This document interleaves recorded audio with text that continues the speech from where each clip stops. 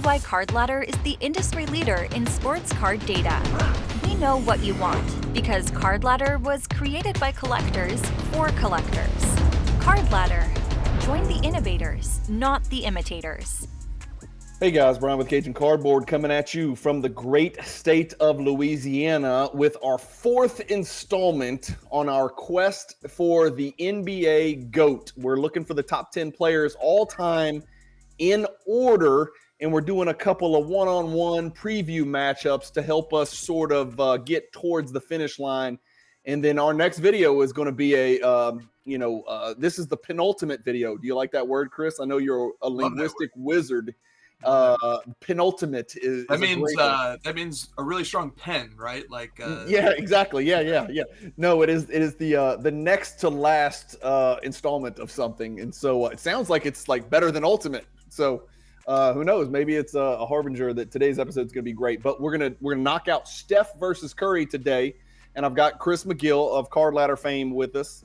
As usual, along for the ride. And then our next one's going to be the doozy. We're going to go, do we need to break it into two videos? We need to talk about that. We're going to talk about it.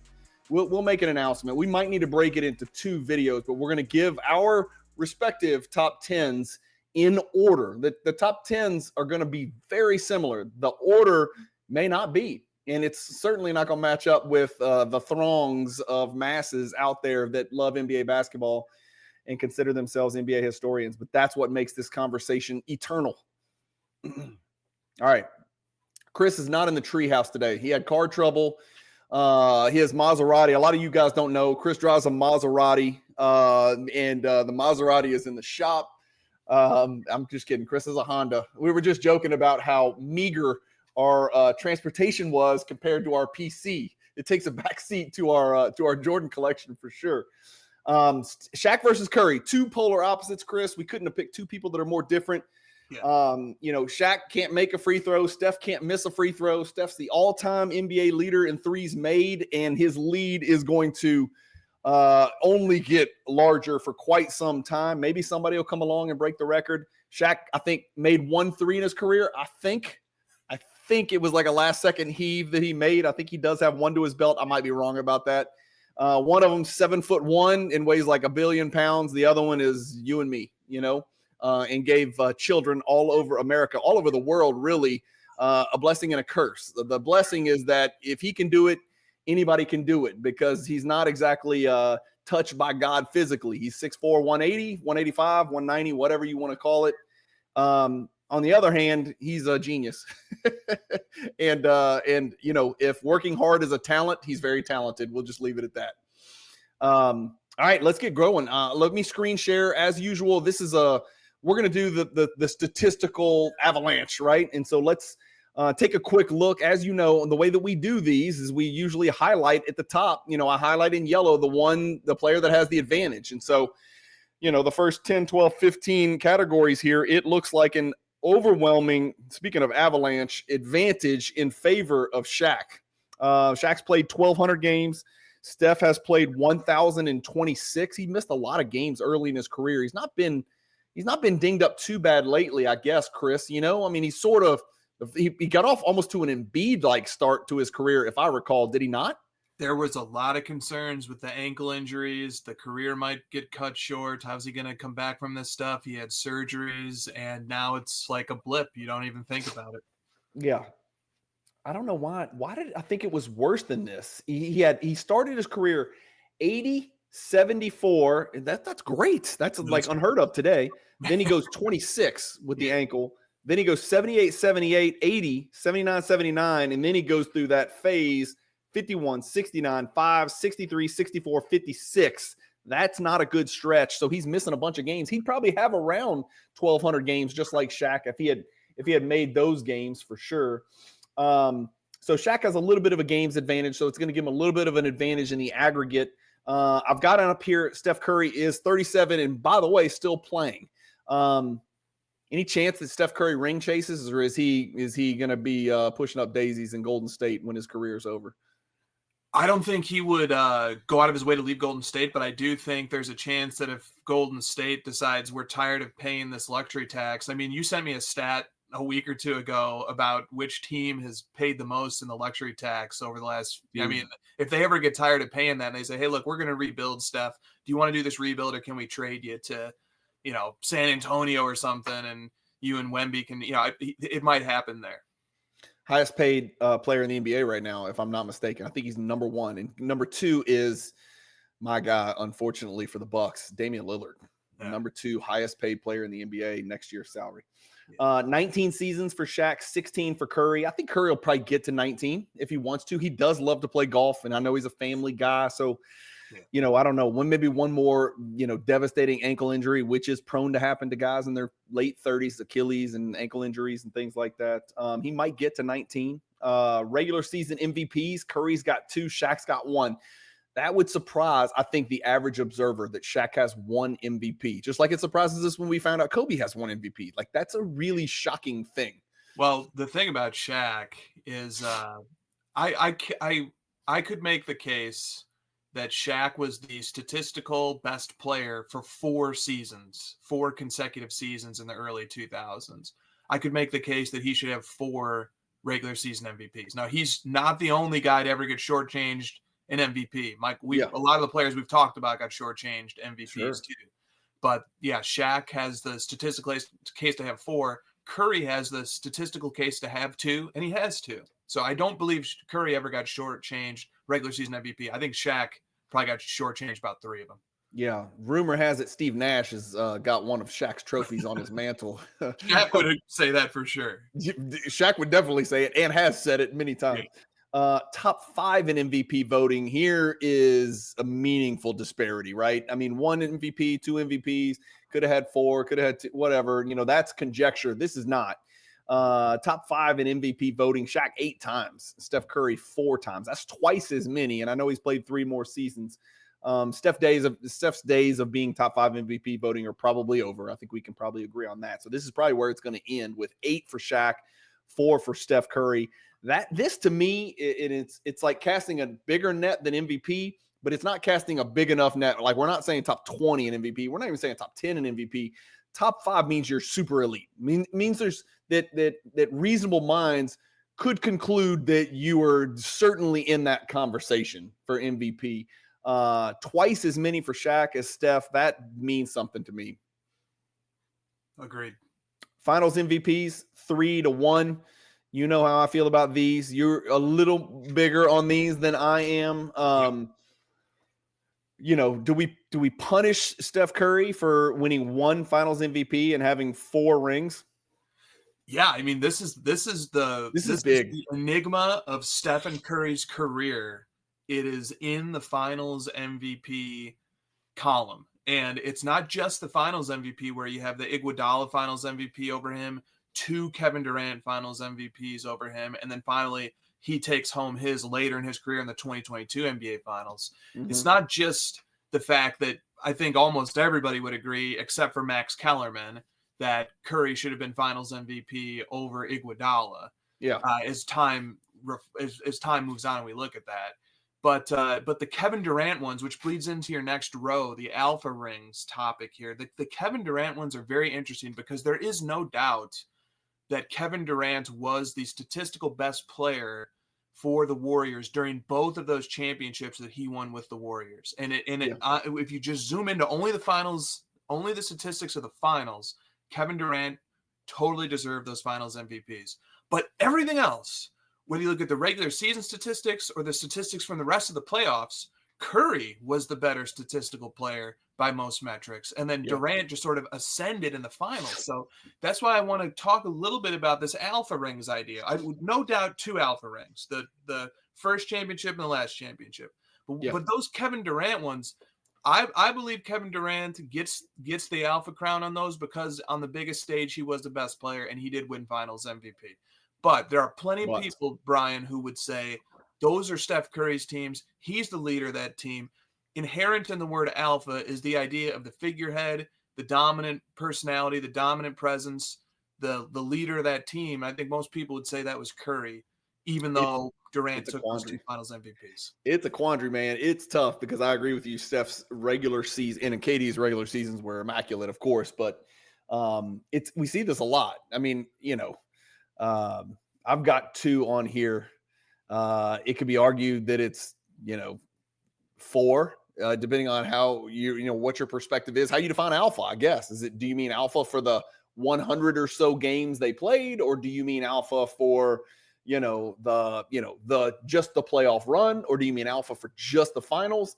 And that's the beauty of doing this, and that's why we're throwing so much at the wall and seeing what sticks, is that it's, it just depends on the definition from the observer. Total rings 4 and 4 on your McGill metric there. Well, no, that's not the McGill metric. Sorry. Total rings 4 each. Shaq had Kobe. Steph had Kevin Durant and Klay Thompson, and he who shall not be named on this channel, if you want to name him.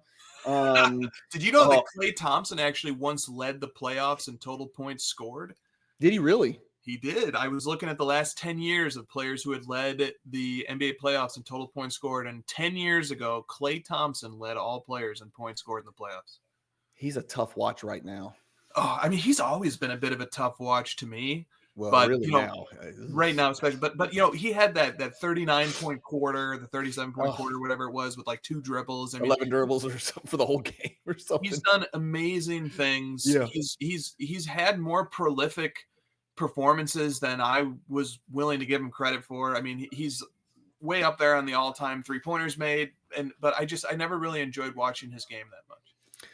All NBA teams, Chris, 8 and 4. So once again, Shaq doubles him up. Are you shocked? Are you surprised Steph's only made 4 All NBAs? That's crazy. Luka Doncic has more first teams than I thought it was a mistake. I went back and double checked. I was like, did I make a mistake? I mean, I'm going to double check again. I was Curry's caught a lot of shade from the media, like the Iguodala Finals MVP and the first teams,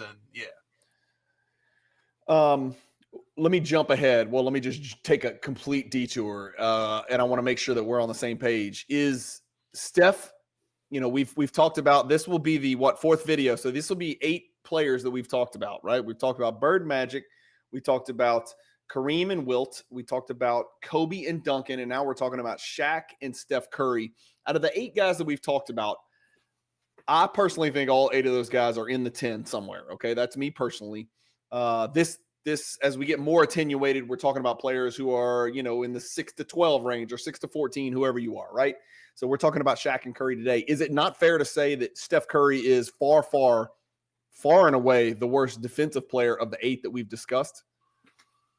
Magic would be the only one in the conversation. Every other player is a defensive advantage. Every other player is a plus defender. That we have talked about. Curry sort of marked his career, came right along the same time, because Curry expends so much energy creating offense off ball, and his career lines up nicely with the rise of the offensive slanted firepower player who teams are just like, we're going to have you deploy all your energy on offense and we are going to hide you on defense. Now, part of the reason for that with Curry is physical limitations. He's small, he's slight relative to the average NBA player. And if they get him on a switch, they can back him down and put him into the basket. And that's not his fault. That's just the size that he is. However, Curry, like some of the guards that we see in the league today, whether it's, if you look at who is at the top of the steals per game list this year, you're going to see Nikola Jokic, Luka Doncic, Shai Gilgeous-Alexander. None of these guys are thought of as top defensive players, but because they're often playing not the main ball handler, they're not guarding the other team's best guy, they get to sit in passing lanes, they get to make steals, they get to come over and make these extra plays. And Curry was one of the first players like that. If you look at Curry's resume, I believe he led the league in steals per game 1 or more times. He's had some nice production defensively. So he led the league in steals per game in 15-16. 2015, 15-16. Yeah. Okay. So in there, he had a nice stretch where he was getting about 2 steals per game, which is pretty good. I mean, a steal is the most valuable defensive play you can make. A block may or may not take possession back. A deflection may or may not take possession back. A steal, by definition, takes possession back. So a steal is a valuable play. Yeah. With that said, with those acknowledgments given sort of in the context put around Curry as a defensive player and some of the good that he did as a defender as sort of a guy who's hiding but can, jump in and steal passes, Yes, he's definitely the worst because even Magic had size. Magic could play the center position. Magic did play the center position in the big. You could hide him on a power forward all day long. Absolutely, and he had the size so that he could switch to some degree. Curry, it's tough. I have to agree with you that I think he is the worst defensive player. Way to put him in. That's going to matter, because when it comes to choosing between 6, 7, 8, 9 on our GOAT list, I mean, you're splitting hairs. You're looking for any reason to take somebody down a notch or move somebody up a notch, and when they're clearly, of course, it is offset by. Would you agree he's the greatest perimeter basketball shooter that has ever lived? You would agree with that? Yes. I don't think anybody could argue with that. I'm as old and Caucasian as it gets, even though my face is red because it's summer down here. I am very Caucasian. And so I love Larry Bird, right? We love Larry Bird. We grew up trying to be Larry Bird, watching Larry Bird. And Steph is the best shooter of all time. And I know old folks are going to be stubborn and they're going to say, well, if Bird had taken that many threes, Bird would have blah, blah, blah. Maybe, I don't know, but he didn't. And so, it's like saying if Wilt played today, he'd score 50 a game. Maybe he would, but we don't know. We will never know that. So Steph has played. And Steph did free throw percentage stuff too with Steph. I mean, I don't know how many times he's led the league in free throw percentage, but 91% career is silly. He's 47, 42, 91 for his splits, which is really good when you're 6'4", 190. Right. And so let's say he led it last year. Let's just start there as a 36-year-old. 93% of 93%. 92. Yeah, he's led it 5 times, Chris. That's not an aberration, right? That's when you're special, you're elite. But even from the 3-point line, I mean, he's ridiculous. He's led the league in 3-pointers attempted 9 times. He's led it in 3-pointers made 10 times. 10 times in 16 years. He's led the league in NBA in 3-pointers made. That's crazy, man. Here's the metric that you do. All defensive team, we're done with that. Shaq made 3. He was a pretty good defender early in his career. Got a little heavy late in his career, but still mattered defensively. Obviously, he's a massive human being. Total all league, which is all NBA plus all defensive, 17-10. That's a pretty overwhelming disparity between the two all-star teams. I don't care as much, but it kind of falls in line with the total all league, 17-10. It falls in line. It's 15-11. And again, remember, Shaq has a 3-year advantage. The 5-year prime for each of these players, I've got 14 through 19 for Steph Curry when he went bananas. And for Shaq, I've got 98 to 2003. Their points per game were relatively similar. Shaq's prime points per game was a little bit better. Prime Shaq was a little bit better. Career points, Shaq's ahead of Steph Curry, which I think would surprise some people. But again, 3 extra seasons. I suspect Curry is going to push that number and maybe knock Shaq to the side and take the lead on that. Assists, we know. Blocks, we know. Rebounds, we know. Steals, we know. It's just going to be, and that's why it's funny because these guys are so different. We can literally skip through all that. It's highlighted exactly the way you would suspect. Right. Here's what is a little bit shocking to me, though, and we're getting into your analytics stuff, right? So you can get all giddy about this. Yeah. Effective field goal percentage for these two players, identical. Yeah, that's amazing. That's worth so effective field goal percentage excludes free throws. All right. This is just effective field goal percentage is basically what percentage of the time on a shooting possession can you expect the guy to get 2 points? Yes. Basically. Okay. I mean, it's more, that's basically the question being asked. And this is saying that these guys were basically on a shooting possession. They were roughly equivalent efficiency wise, which, so for all the skill that Steph Curry possesses for the ability to convert 3-point shots, Shaq is able to be gigantic and knock Chris Dudley over and dunk the ball into the rim. I mean, into the hoop. I mean, it's just two totally different styles as you've repeated multiple times, but same result, literally an identical result by effective field goal percentage. If you break the game down into its simplest forms, there's 3-point shots and there's 2-point shots.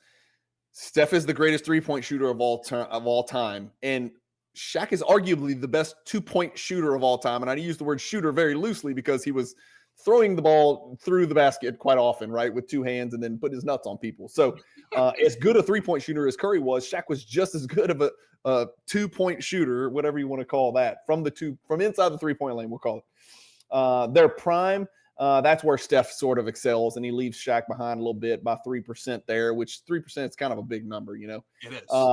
And it's just because he went ballistic. You know, he was one of the best percentage 3-point shooters in the NBA, and he was taking, you know, twice as many as most other people in the NBA. True shooting percentage is where we pull free throws in, right? Yep. And it surprises me the disparity is not greater than this, to be quite honest with you, because Shaq's career free throw percentage was probably what mine would have been left-handed. It was actually probably worse. Let's see. Where are we? 53%, I think. 52.7%. I mean, 50-50, man.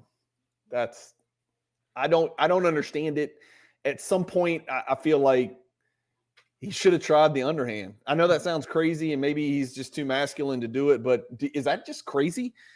Yeah, it is. Yeah, it absolutely is. It's such an Achilles heel, you would think, for a player to have, because, you know, especially in today's game where offenses score 1.2 points per possession, and has an expected value of 1 point per possession. If you foul him automatically, it would be really tough for him to stay on the floor in today's NBA. But I think he played in an era that was just inefficient enough that he could stay on the floor and win 4 championships and, you know, 3 finals MVPs and regular season MVP. But shooting 50% of free throws today and being the best first or second best player on the team, that could be really tough to manage in today's NBA. Chris, I'm thinking back and he is what gave rise to the term hack-a-shack, right? That's the first time I ever saw this happen was to him, and they called it hack-a-shack, right? So we're late in the game, they would foul Shaquille, and he'd have to go to the line. And they've changed rules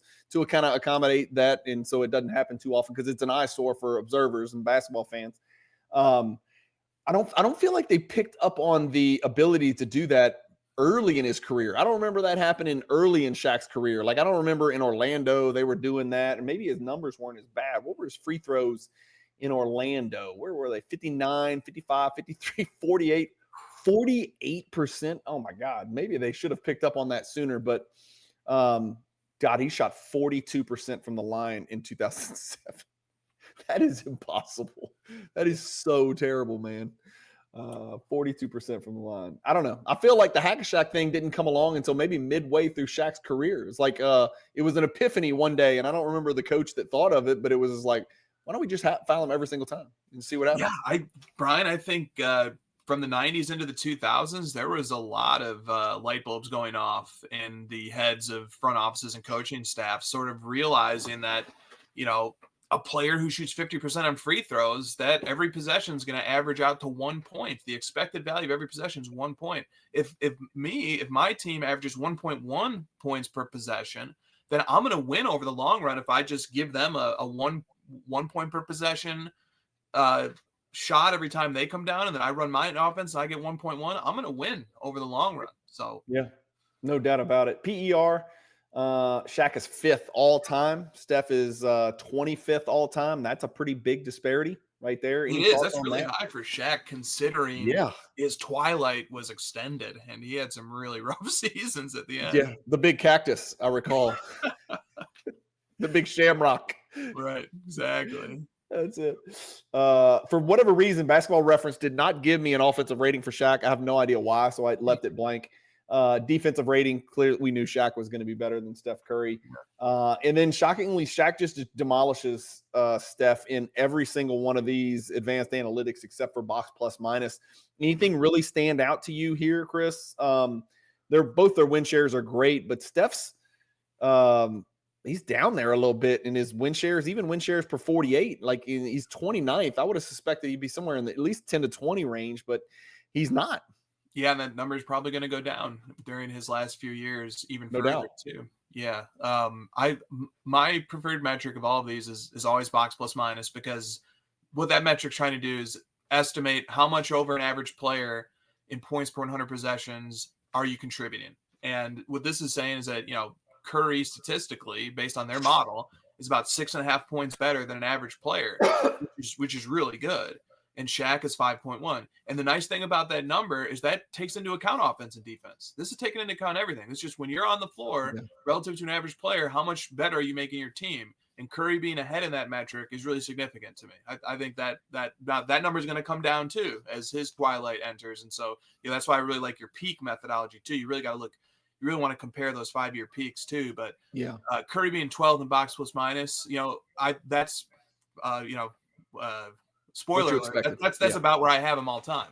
So what is interesting is there's a new term out there. It starts with a G. It's called gravity, right? And I think they kind of act like Steph invented this, right? They talk about, well, even on plays where Steph Curry doesn't get a 3 up, you've got to change the whole way you defend. You've got to change your help side defense. You got to do this, do that.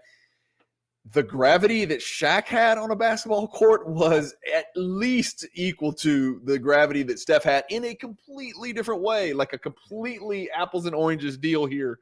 But teams would change their rosters based on Shaquille O'Neal. Like they would stack 7-foot goons to give fouls up, not just with the hack-a-shack, but just to take real fouls in the course and the run of play. They would stack 3 7-footers. Almost every team stacked 3 7-footers back when Shaq was roaming the hardwood during his prime to make sure that they got at least 15 to 18 fouls on Shaq in that basketball game, and just somebody to just sort of get in the way. But both those players clearly, and I'm not disparaging Steph, he has incredible gravity, even still at an advanced age of 37. Like he definitely does have an impact on the NBA, and it makes the game so much easier for the guys that are on his team. I'm just shocked that Steph's only got 4 first-team All-NBAs. That's bananas to me, man. When KD left the Thunder and decided to go play for the Golden State Warriors, I feel like he didn't doom. I mean, we're sitting here talking about him as a potential top 10 player of all time. So he didn't doom Steph Curry's legacy, but he tarnished his legacy. I mean, what if Steph had won 3, but they were all clearly Steph's and KD hadn't come over? You know what I mean? Like, would that be more well received than 4, but 2 of these are KD? Without a doubt. I think it would. If Curry had 3, so I was going to even make it. I was going to make it even a little closer. What if this? If you were Steph Curry, would you take this trade? We're going to say we're going to take away your 4 titles. We're going to take away Kevin Durant. But here's what I'm going to give you back. I'm going to give you 2 titles. But I'm going to correct the Finals MVP vote, so you win Finals MVP for 2015, and you win Finals MVP for 2022. So you got 2 titles, but you have 2 Finals MVPs, and you have 2 regular season MVPs. Would you rather have that world, or would you rather have the world where Kevin Durant comes in, you have 4 rings, but you got 1 Finals MVP and 2 regular season MVP? Yeah. I mean, the argument's going to be that he displayed exemplary sportsmanship, and he was a great teammate, and he has been. Which he did. He did. I mean, who else in the NBA has an ego where they could absorb, arguably at the time, one of the 1 or 2 best players in the world onto their team and then watch them, take over NBA Finals? How many people can do that? Tim Duncan could do it. He did it, one year when Kawhi did it. But when I think of all-time great alphas who were just absolute all-time great teammates, and I'm throw out the Bill Russell. Obviously, Bill Russell, that's what he's most known for, right? In the modern era, I'm talking about, I think about Dirk, I think about Duncan, and I think about Steph Curry. No drama at all with any of those 3 guys ever at any point in their career, as far as being a teammate or being a look at me or I need this or give me this or pay me this. None of that issue. I mean, even Kobe was like, pay me what I deserve, period. LeBron's got the team hopping stuff, so he's definitely not in the conversation. Jordan was a pain in the ass, and so I wouldn't put Jordan in this conversation. If anything, you could. Well, I mean, Pippen was kind of a little bitch too, so you can't really put Pippen in here. He was just along for the ride. But those 3 guys kind of stand out to me: Dirk, Duncan, and Steph. Top 20 guys, top 5, top 10, top 20 guys for sure. That were just never a problem. Just took all comers. Come on, whatever I need, whatever can help me win, let's go. I don't care who gets the attention. Bryan, think about the personalities he put up with just between he who shall be not named on this channel and Kevin Durant, and then both of them together. And they exploded, right? That's combustible, and he's just right there in the middle, just chewing on his mouthpiece, laughing at him because he's the only grown up in the room. I mean, I love Steph Curry. I've seen enough. There's no doubt in my mind. I mean, this is Shaq. Okay. Let me throw one more thing to Steph really quick. One of my favorite follows on Twitter is a writer for Bleacher Report named Andy Bailey. And multiple times per season, he'll post these reels, these highlight reels that just kind of show Curry taking a lot of contact on the perimeter, taking a lot of contact when he drives to the basket. And for whatever reason, he just has a low free throw rate. He doesn't get a lot of calls. Now, the flip side is that somebody could come and say, well, Curry definitely gets a bad whistle as a ball handler and as a shooter, and that hurts his efficiency. But the flip side is that those Golden State Warriors teams, especially during the real peak of their dynasty, they were getting away with so many moving screens, especially He Who Shall Not Be Named, that maybe it balances out. But I want to throw that olive branch to the Curry community as well, just to acknowledge that some of Curry's efficiency metrics do suffer a little bit, just because for whatever reason he gets a pretty bad whistle. And it's not me saying that. I'm regurgitating that from NBA analysts and writers who have noticed it too. So I just want to throw that to Curry, throw a little bone to Curry. Now yeah, go ahead. Go ahead. You come down heavy on Shaq. You're just like, this ain't even close. Well, you can't possibly have this perspective that Steph Curry got a bad whistle. You may not be old enough to remember when Shaq used to play. They did anything and everything they possibly could. They committed crimes, and he did not get the whistle. And a part of that might have been him saying, don't blow the whistle. I don't want to shoot free throws. I'd rather just play through it and carry them up to the rim. Great but point. I'm telling you, Chris, I've never seen a basketball player in my life officiated the way that Shaquille O'Neal was officiated, where the refs just literally it's like in the NFL, pass interference. You know how they say you could call pass interference or call holding every single time. You literally could have called a foul against Shaquille O'Neal's defender every single time for 15 of his 19 years in the NBA. I mean, it was that bad. And I used to scream at the television screen, right? He's an LSU Tiger. He's my guy. I got to play against him. I mean, he's our guy, man. He's our guy. And I just remember screaming at the screen, why don't you officiate anybody else like this? He's not Superman. I know he is, but he's not Superman. I mean, this is not fair. So I agree with you on Curry. That's another thing that makes this comparison so interesting is that they're a wash in several different ways that you wouldn't expect them to be. The effective field goal percentage wash. They neither of them got a good whistle. I will give this to Shaq's credit. He is second all time in free throws per minute in the NBA Finals. So there is that. In the finals set anyway, he got to the line a lot. Maybe the other team wanted him going to the line a lot. Maybe he should have gone even more. Yeah. But so you're heavy. Is there even an argument for Curry in your mind?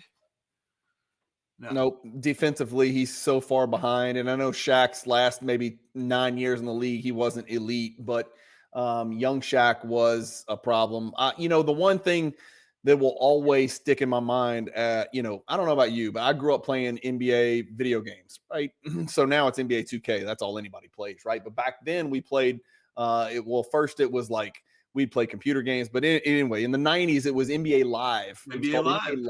I played NBA Live. I remember Live 95. One NBA team that you always wanted on video games was the Orlando Magic with Shaq and Penny, because Shaq dunked everything, and Penny was, the little Penny commercials, the face of Nike. It was big man, little man, and then you had Dennis Scott and Nick Anderson to shoot threes on your video game team. So every person my age wanted that Orlando team to stay together forever because it was the greatest video game team of all time. I mean, it checked every box, and there was so much swag to those guys as well, right? So I think back and I wonder, what would Shaq's career have been like had Penny stayed healthy and had he stayed in Orlando? Would he have more? They beat them Bulls, man, in 90 and 95. With an asterisk. With an asterisk, but that's the only team in the 90s that can say they did that. With an asterisk. There's a little bit more to that, right? And then Nick Anderson should have shut his mouth. Nick Anderson should not have opened his big mouth with the 45 is not 23. That was a mistake. And of course his career derailed from that point forward. Right. I just wish those Magic team would have stayed together. I'm curious what the people that are watching the video think. Would Shaq's career have been different if he had just stayed in Orlando his entire career? You can't really complain in hindsight. He went there, he played with Kobe, won with Wade. I mean, he had an amazing career. Ended up playing for how many teams did Shaq end up playing for, Chris? Hold on.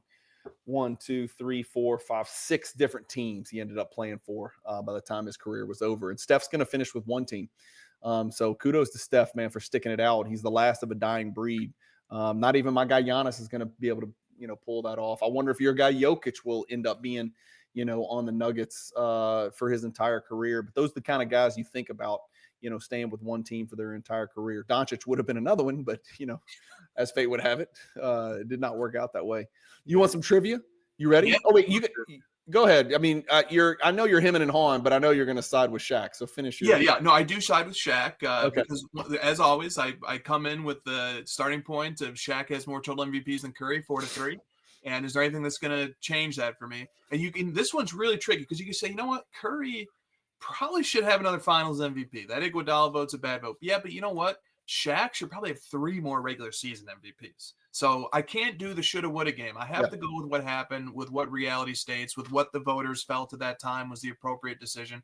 I have to adhere to that. I do think that Curry, though, is probably the guy who's been most screwed over by voting of anybody that we've covered. I mean, Wilt got screwed over on one of those seasons that we looked at, too. Yeah, Wilt just straight up, you're black, you're not getting it. That's straight up racism. Like, nope, you're too loud. We don't like loud black people. You don't get it, right? We're giving it to this guy. This guy's a great teammate. Plays for Red Auerbach. Like Curry, but that Curry Iguodala Finals MVP is big, especially in my system, and so Curry, I think I wouldn't have any issue with somebody who said, yeah, I think Curry was a better basketball player than Shaq, at least prime for prime. I wouldn't take an issue with that, but I haven't seen anything to change my ultimate stance here, so I am going with Shaq. Yeah, it's funny because it's like if you look at, and I'm not saying Shaq wasn't skilled.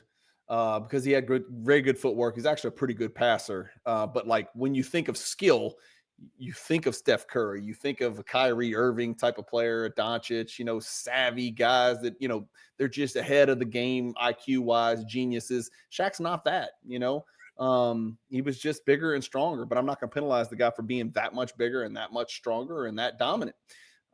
So it is hard to get over the fact that, Curry is just so damn skilled. He's so special and he's so elite as a shooter. Both of these guys, in my personal opinion, were the best at something. And I think that's something that a lot of these guys on the top 10 are going to be able to put a feather in their hat and say, I was the best at fill in the blank, right? Jordan was the best at, just purely winning. LeBron is the best at, in maybe all things considered, right? I know that's not the thing. That's like many things, but I'm the most diverse. Look, Jordan was, I am the most dominant in my prime. Kareem was, I dominated for, I had the most unstoppable shot in the history of the NBA. Magic can say I'm the greatest passer in the history of the NBA. Bird can say I'm the greatest small forward, allegedly, or power forward, small forward, whatever, in the history of the NBA. Maybe LeBron's got an argument.